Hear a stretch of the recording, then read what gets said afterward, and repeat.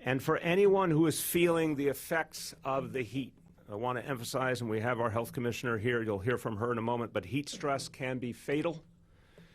If you have symptoms, that includes trouble breathing, rapid heartbeat, or you feel dizzy or nauseated, call 911 immediately. Do not take a chance on this. Call 911 if you're feeling those symptoms. We want to get you help right away. And again, anyone with chronic medical conditions, the heat's going to put on additional stress. We want to make sure that if they need help, we get it immediately to them. If they need to be kept in a cooler place, to get them to one of the cooling centers. Any questions throughout this crisis, people can call 311 or visit nyc.gov, and we'll constantly be updating that information. Just a few words in Spanish, and then I'd like you to hear from some of my colleagues. Está haciendo mucho calor, y este clima puede ser peligroso para muchas personas. Por favor, eviten el sol y beben mucho agua. Verifiquen la condición de sus vecinos y, si pueden, usen aire acondicionado. La ciudad ha abierto centros para todas las personas que necesiten un lugar para refrescarse. Llaman al 311 para encontrarlos o para cualquier pregunta que tengan sobre la ola de calor. With that, I want to bring forward our Emergency Management Commissioner. She has been in the discussions with us these last days on how to prepare, and it's already evident that her extraordinary experience all over this country dealing with a variety of crises and challenges is giving us a lot of capacity. We're very, very happy to have her as part of the team. Emergency Management Commissioner Deanne Criswell.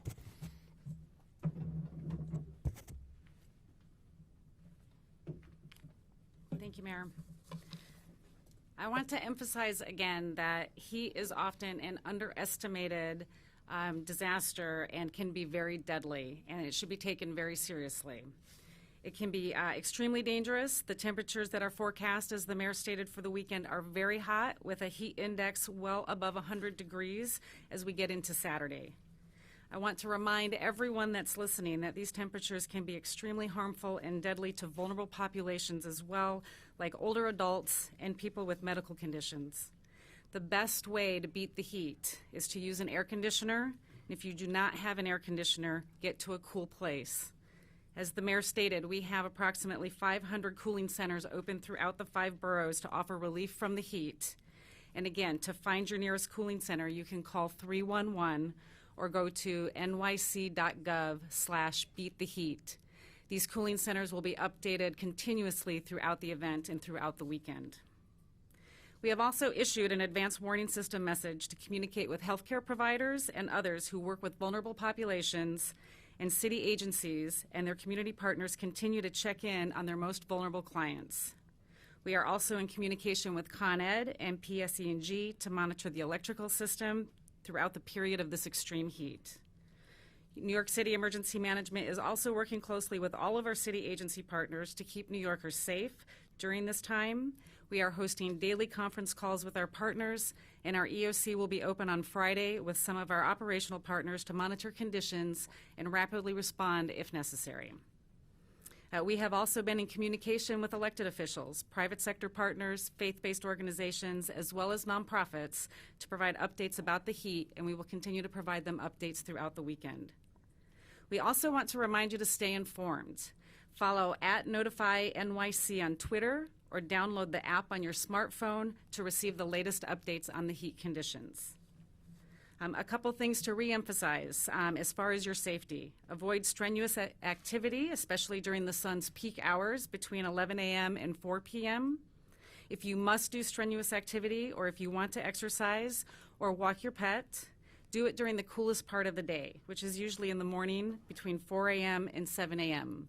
I took my dog Wilson out this morning earlier than normal because of the anticipated heat. And also continue to be mindful of your furry friends. They can dehydrate quickly and during this extreme heat, so make sure that you're giving them plenty of fresh, clean water. And again, as the mayor stated, never leave them inside a parked car on a hot day. Even with the windows open, extreme temperatures inside these cars can be extremely dangerous to them.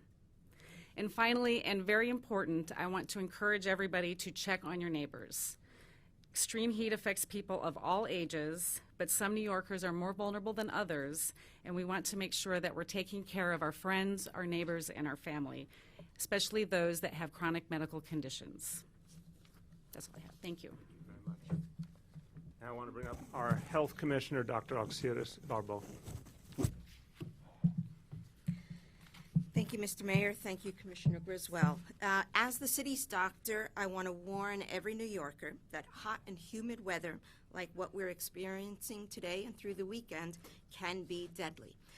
In New York City, more than 80% of heat stroke deaths in recent years have involved people who were exposed to heat in their homes without air conditioning. The best way to prevent heat illness is to stay cool in an air-conditioned place. If you have air conditioning and you haven't used it until now, today is the day to turn it on.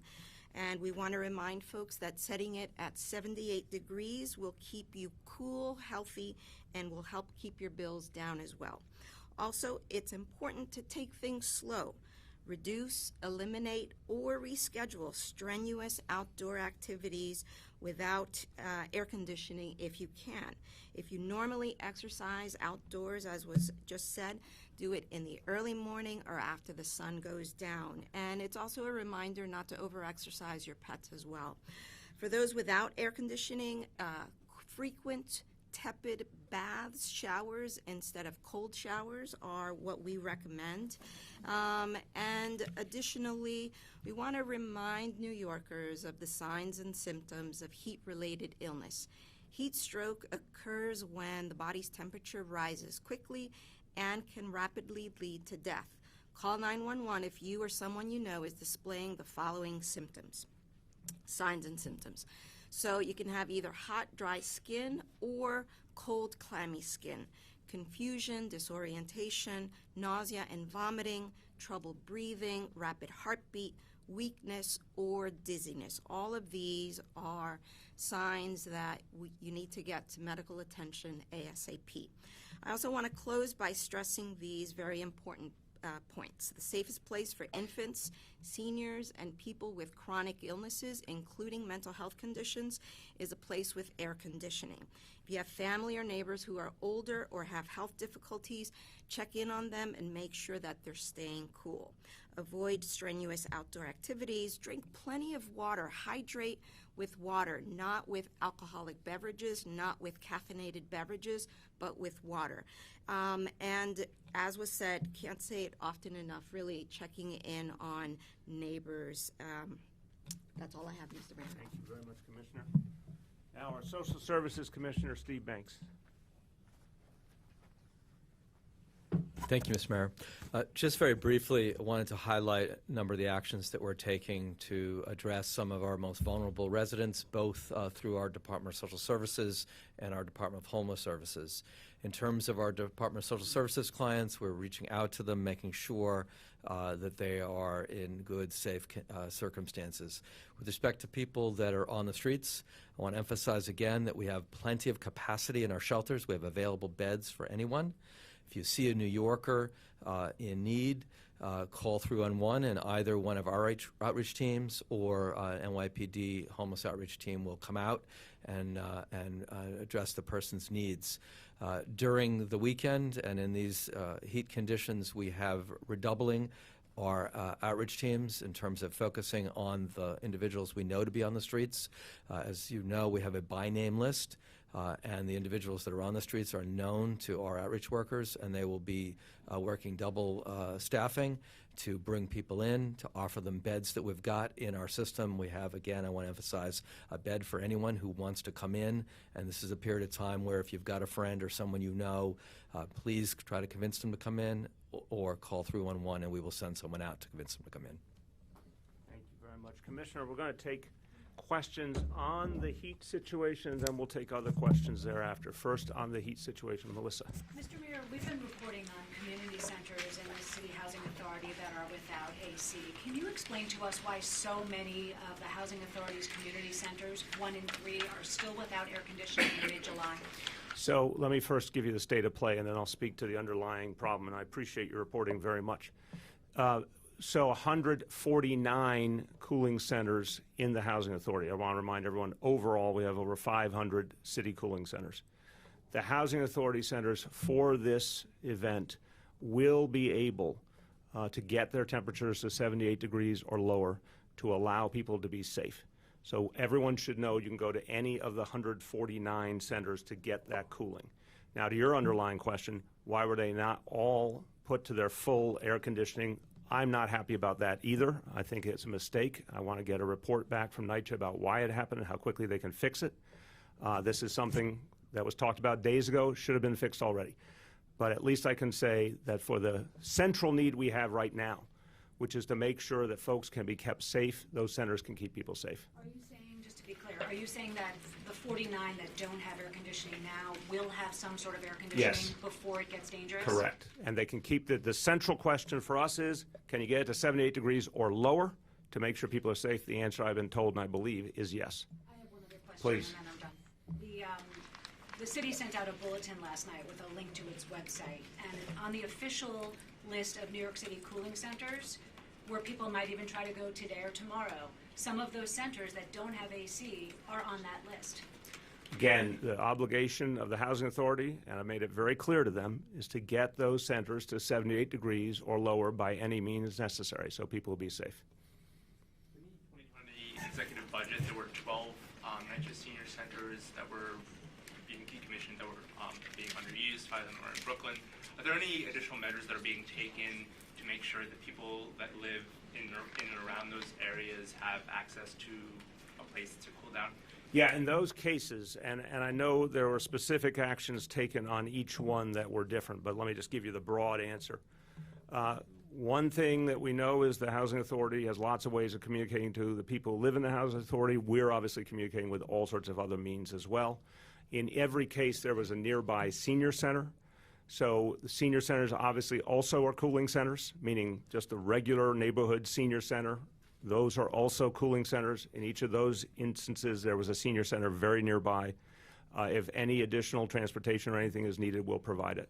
What's the unacceptable length that someone would have to go to get to a senior center in your view? I'll ask our aging commissioner, because we actually have science about that, how close senior centers are supposed to be to people. Lorraine Cortez Vasquez, come on over.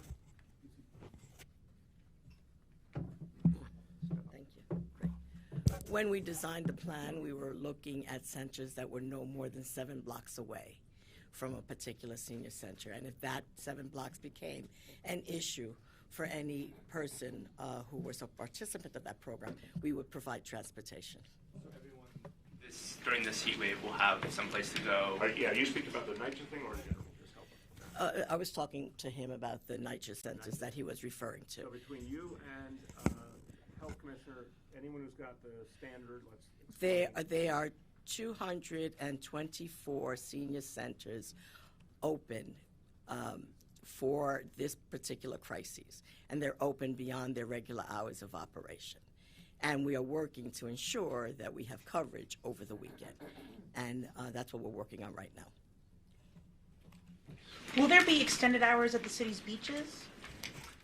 Where's Mitch? There's Mitch. The extended hours will just be for the pools, and we're also extending the hours for our over 600 spray showers throughout the city. For beaches, they will continue to close at 6. They get millions and millions of visitors. We have to make sure we can get to clean them and service them so that they'll be clean for the following day. So it's just for pools and for spray showers. Beaches in the city are generally cleaned. I mean, I know a lot of trash pickup is the next morning. Why wouldn't, I know in years past and at state beaches, they usually extend the hours. Why not in 110 degrees? Fair question. We have not done it in the past. It's something we could look into in the future. We've mobilized all of our lifeguards and all the staff at our pools to prepare for extended hours to 8 o'clock. Something we could look into in the future, but in terms of our operations, to make sure we're prepared for the next day, we are going to continue to close those at 6 o'clock. So let me jump in. I'm sorry. I think it's a very valid question, and given the extraordinary nature of things, we should reconsider that in this situation. So hearing the commissioner's fair point that it may mean we don't get to do the servicing we normally do, and understanding we would only do it if we had the lifeguard coverage. Because remember, last thing we want to do is solve one problem, create a new one. But I can just say very simply, Commissioner, let's look into right now what it would take to get that additional coverage and extend some hours. I think New Yorkers would accept less clean beaches to have the relief of the water in this situation. Go ahead. What's that? I mean, they're usually not clean. Well, they do their best. Go ahead. Mr. Mayor, you talked a lot about the cooling centers. Last year, WNYC went out to try and find some of those cooling centers. There was supposed to be signage that OEM had put up so that people who don't have access to internet can also find where these locations are. And the signage was not there in a lot of places. What have you done to ensure that people who can't go online to find a cooling center can know that those signs are up this time? Will be straightforward. I don't know if someone here is familiar with the specific signage issue, but I think the central question is to promote the notion to all New Yorkers, and we need your help to do it. We know what these places are: libraries, community centers, senior centers.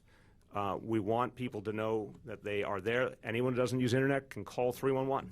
So I agree with you. We should make sure the signage is clear, and if someone has a nice, clear answer, otherwise we'll get it back to you in the course of the next few hours.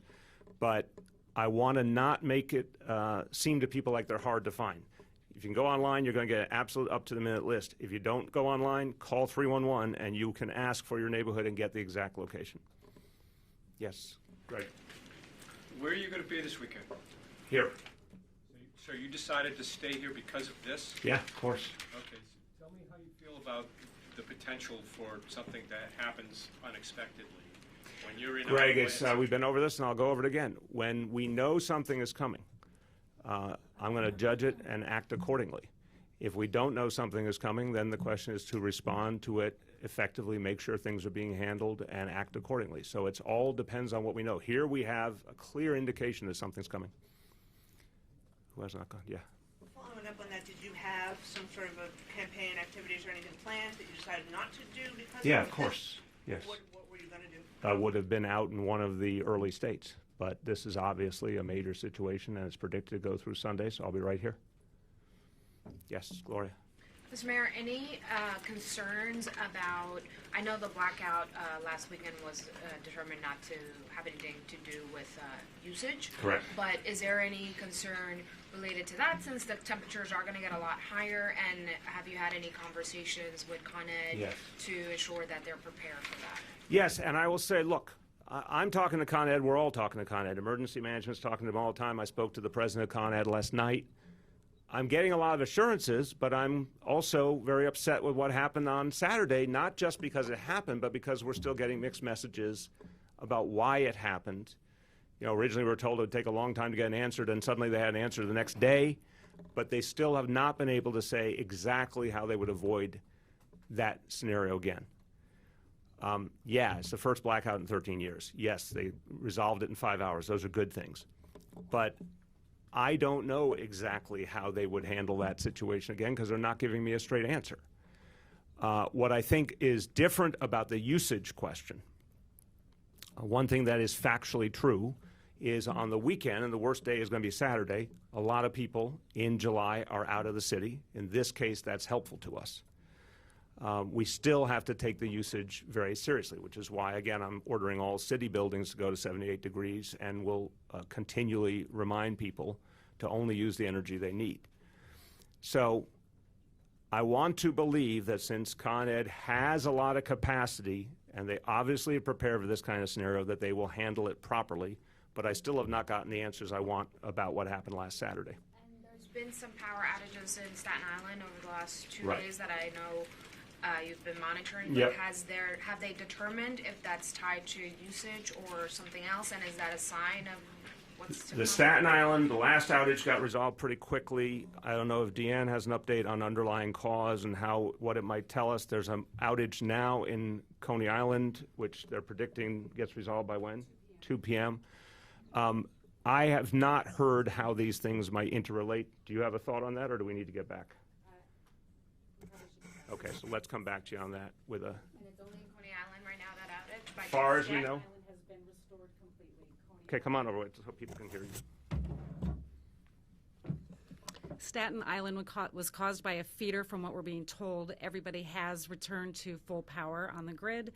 Coney Island is just happening. We are sending responders there as well to work with Con Ed, and they expect an estimated time of repair of 2 p.m. And it's only affecting Coney Island right The now. number is 1,700 customers in Coney Island. With all those caveats, do you have faith in Con Ed's ability to keep the lights on? I am in a jaded place about Con Ed right now. I want to have faith. Again, it's a very good thing that most of the time things work. But right now, you know, the performance on Saturday, they did a good job getting the power back, but it is not comforting that we don't have a clear answer about what happened and what they're doing about it. It's just not. I do believe they have a lot of redundancy in their system. I do believe they don't want to see a blackout, but I'm not happy with the lack of answers. Do you think Con Ed's been moving quickly enough to replace all the aging electric equipment in the city over the last several years? Again, I don't want to pretend to know all the details of what they've done. If you look at the big picture, I see some good things in the fact that we have not had major disruptions, but I don't have enough of a vantage point to know if there's more that they could have done with what they have. Have they given you any answer about why the 13,000 kilowatt cable failed on Saturday Now, night? that's exactly my frustration. I'm not getting a clear enough answer. If something like what happened this past Saturday happens again, does the city have a contingency? Let's say it happens, I know this is hypothetical, but happens during the middle of the day in 100-degree heat. What does the city do? How does it mobilize? I know, again, parameters are different, but... Right. I will start, and Commissioner Criswell can certainly speak from her experience about the kinds of things you would do. But look, there are a number of facilities that have backup generators, obviously starting with our healthcare facilities. So the ability to get people with real need to some place, you know, we have that capacity.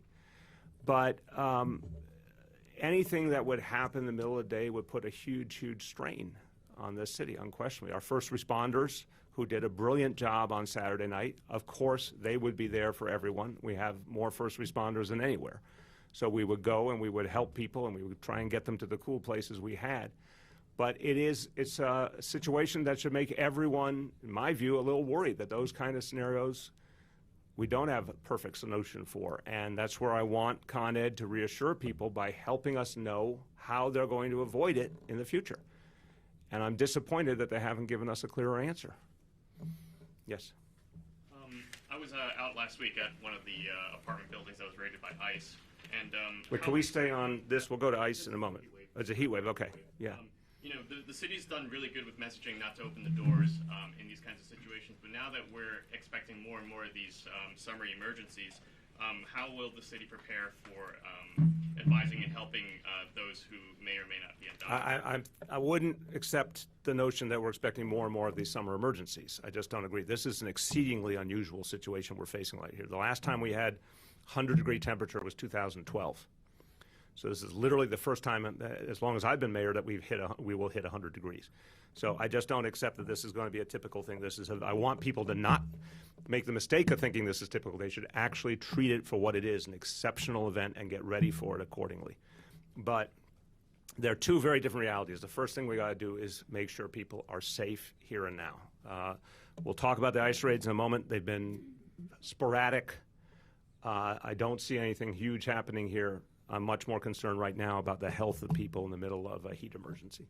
Who has not gone? Anyone's not gone? Okay, Melissa. Mr. Mayor, speaking of frustration and getting answers, I just want to come back to the community centers Please. for a moment. Some of the seniors who go to these centers to keep cool in the summer, and some of the parents of kids who are supposed to be in camp in these programs are frustrated. They feel like this isn't the first time. They say it's happened 3 summers in a row. So they also, some of them have raised the question of whether you're focused on this. Are you a little checked out? What's going on? I'm focused all the time on making NYCHA better. And Melissa, you've seen, I have to give historical perspective. You've seen my predecessor mayors who ran away from NYCHA. I've put massive amounts of time into trying to turn around NYCHA and put huge resources in. And you saw in the heat situation in the winter, a huge change last winter compared to the one before. We have to fix these centers. But the first litmus test will be, can we get 149 to get to the temperature of 78 degrees or below, which is where people are safe? That's the order I've given. I've been assured it will happen. But I share the frustration. I mean, it's July. You know, this 149 centers is a finite number, and actually they did it right with 100, so why not do it right with the other 49? I agree, they should be frustrated. So what have you been told about why those 49 don't? I don't have a good answer. I want a good answer. I will say we are trying to change a lot of things quickly at NYCHA. It's a huge operation that's been underfunded for decades, so not everything is going to get fixed immediately. I understand that. I think as we now will have a long-term leadership team, are going to be able to do more faster, and Lord knows we're putting the resources in. But this kind of thing drives me crazy. It's so obvious. It's not hard to do. It should have been fixed. Anything else related? Yes, please. I have a health question. Yes. Real quick. You said something about tepid water over Let's get the health showers. commissioner to. What's the science and reasoning behind that? Taking cold showers is more of a shock to the system than taking frequent tepid showers. It just gives the body more time to acclimate to the temperature differences. The real benefit to taking frequent showers is to really just sort of dissipate the heat, and it can be done as effectively with tepid water with less risk. And speaking about what you should be drinking and should not be drinking, water's the only thing. Like iced tea. I'm honestly, like, people drink a lot of iced tea. What are the things you should be drinking? Very specific question. I drink iced tea. That's why I'm asking. Water is always the best. There's certainly other drinks such as iced tea, such as juices. The point here is not to drink caffeinated beverages, because what they end up doing is making you lose more liquid than you retain. And also not drinking alcoholic beverages, because again, they dilate your cardiovascular system and they cause you to lose more fluid than you retain. So water is always the safest. Sports drinks, iced tea, nothing wrong with that. What concerns do you have regarding, and this might also be a health department question as well, but for the mayor as well, what concerns do you have about public transportation in this heat?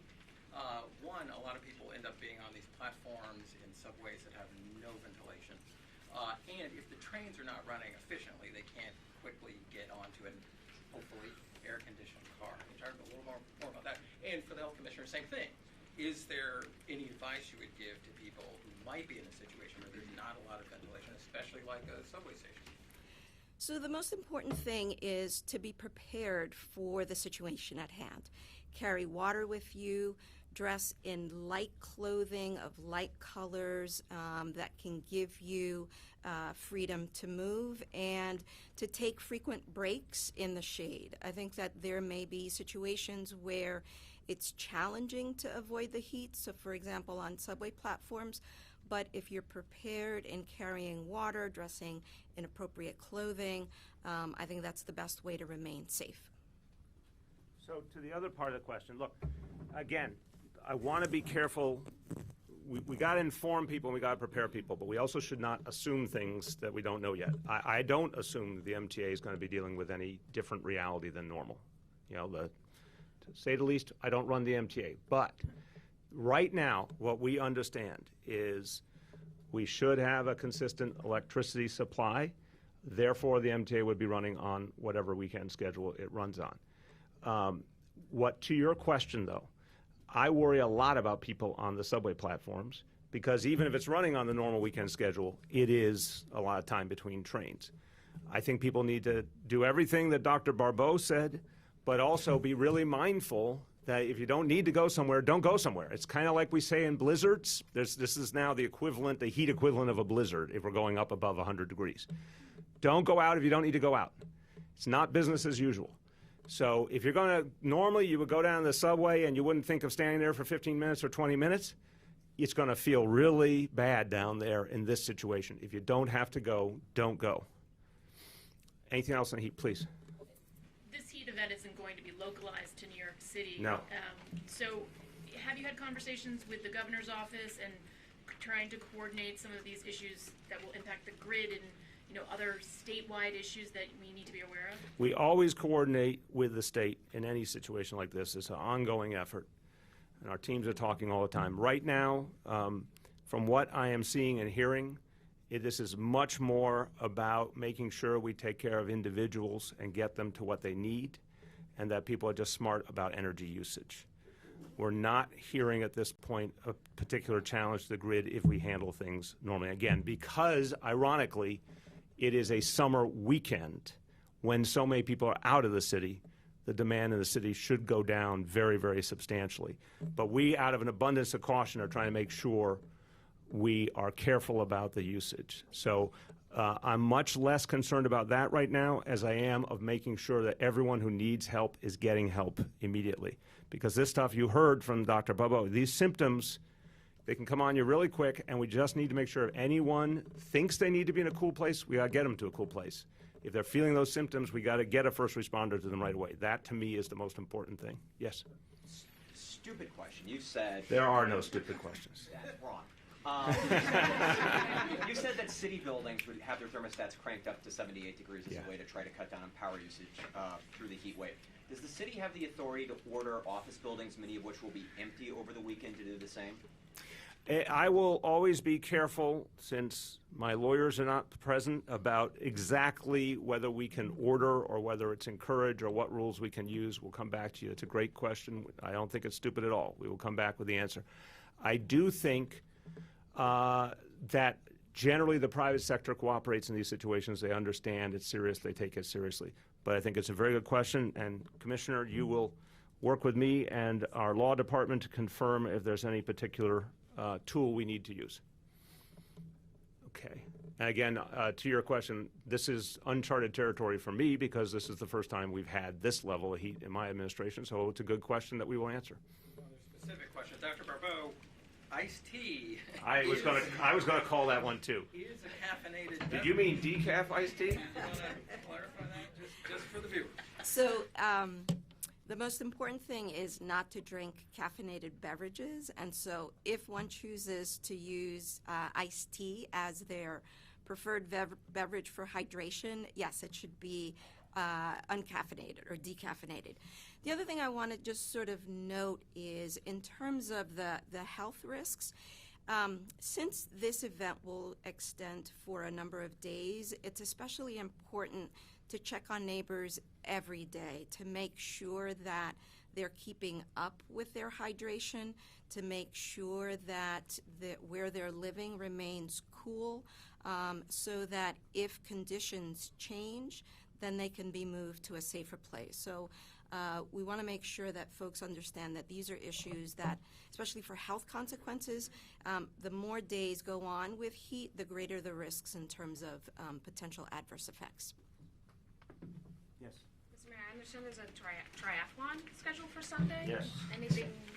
I'll start, and then Commissioner Criswell will weigh in. I respect the rights and freedoms of all Americans. I don't quite understand why the triathlon organizers want to continue with their triathlon at this point. We had a situation like this, I think it was last year, not this level of heat, obviously, but it did, I believe, overlap, and I would think this is an exceptional situation, but I know we're in dialogue with them right now.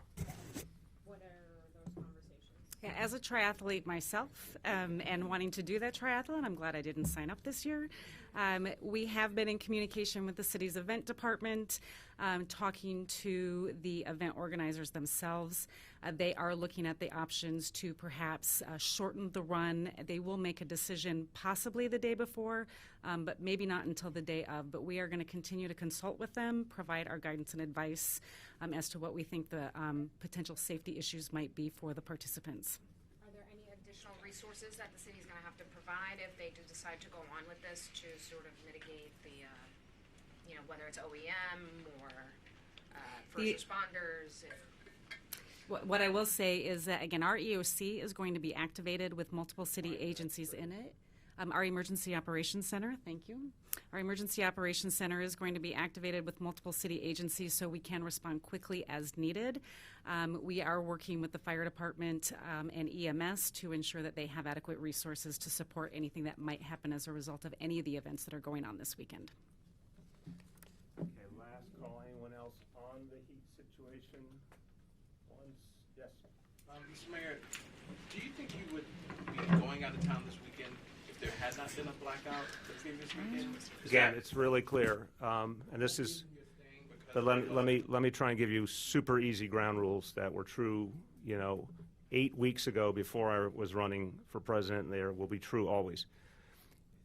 When we know something is coming, and when it's a weather situation, we are given advance notice that something is imminent. Any mayor in their right mind sticks around to make sure things are okay. Some mayors have not done that. That's a mistake.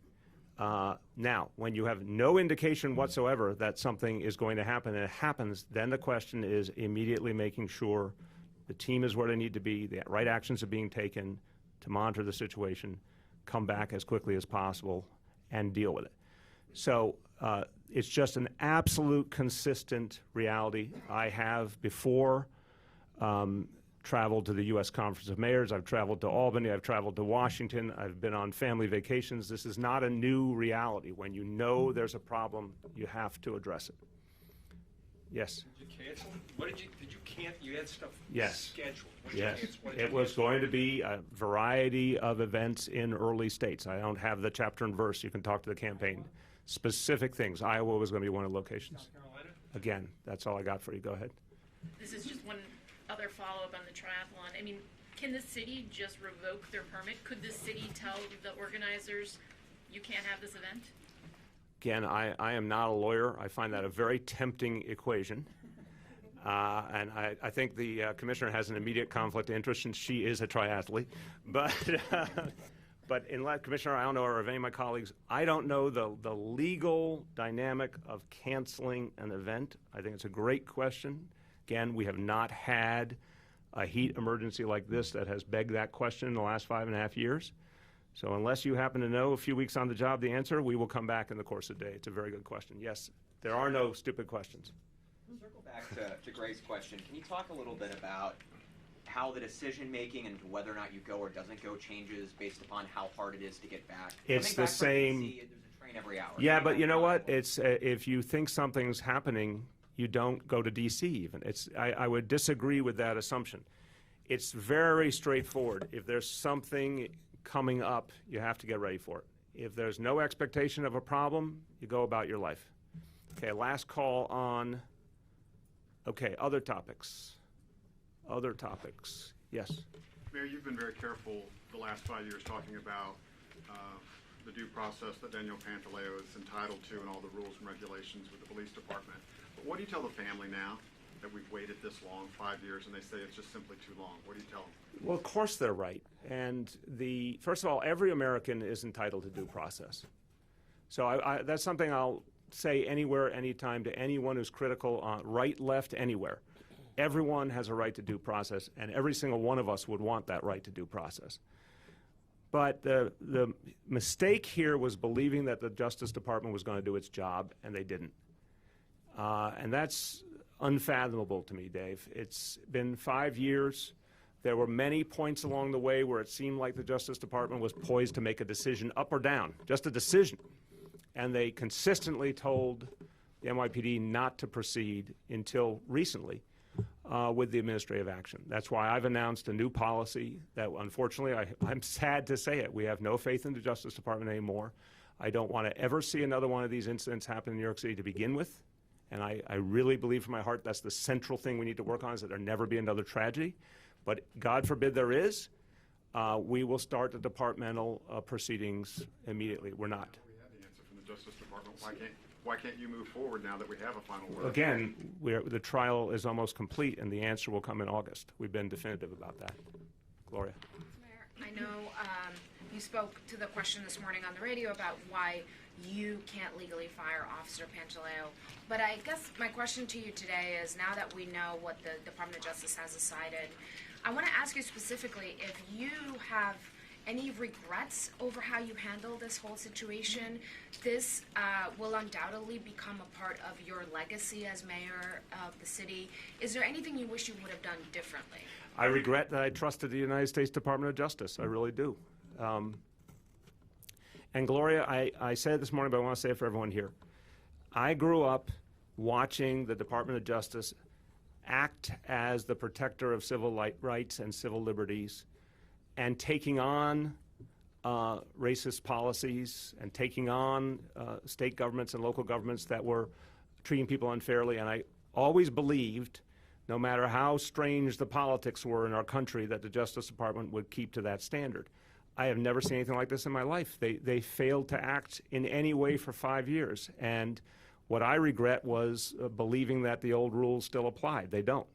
So, you know, we were told not to proceed with the departmental trial, and there's a reason under normal circumstances, and all of our lawyers affirmed it, that in fact it could undermine a case brought in court for other charges, and those would obviously be potentially much more serious charges as opposed to just status of employment. And that logic made sense, but it doesn't make sense anymore seeing the way they've handled this and that we have no guarantees in the future. I have urged that there be a federal law or executive order that will mandate that they must make a decision within a year. I think that's a fair timeline that will give everyone a much greater ability to have faith in the system. But this is a staggering situation. It's horrible for the Garner family. It's horrible for faith in the justice system. Of course, if I had known, I would have said, well, you're telling us not to, but we have to because we can't have any faith in you. Is there anything from the day that Eric Garner died, from how you responded, everything that followed after, besides not having placed your trust in the Department of Justice, anything you wish you would have done at the city level and at the departmental level, which you do have control over, as opposed to the Department of Justice, which you have no jurisdiction? I believe in my heart that our job is to stop these tragedies from happening. I really believe that. And this morning on the radio was a very honest and meaningful exchange. And I believe that my job, upon seeing that happen, was to make sure it never happened again. To change the way we police New York City, to change the way we train our police, to change how we make sure there's transparency, like body cameras, to change how people see each other through neighborhood policing, through implicit bias training, and all those things have happened. And I think policing is very different today in New York City. And I hear that from community members. Obviously, ending stop and frisk. There's so many things that are different, and people tell me it's different. They're experiencing something different. That was the thing I knew we could do. I had in a million years, could not have believed that the Justice Department would act the way it did. It literally was inconceivable. So I will say I take responsibility for not assuming the Justice Department would not do their job. If I had thought that was possible, then I would have said, let's go ahead, regardless of what they say. Marcia. Mr. Mayor, I wonder if you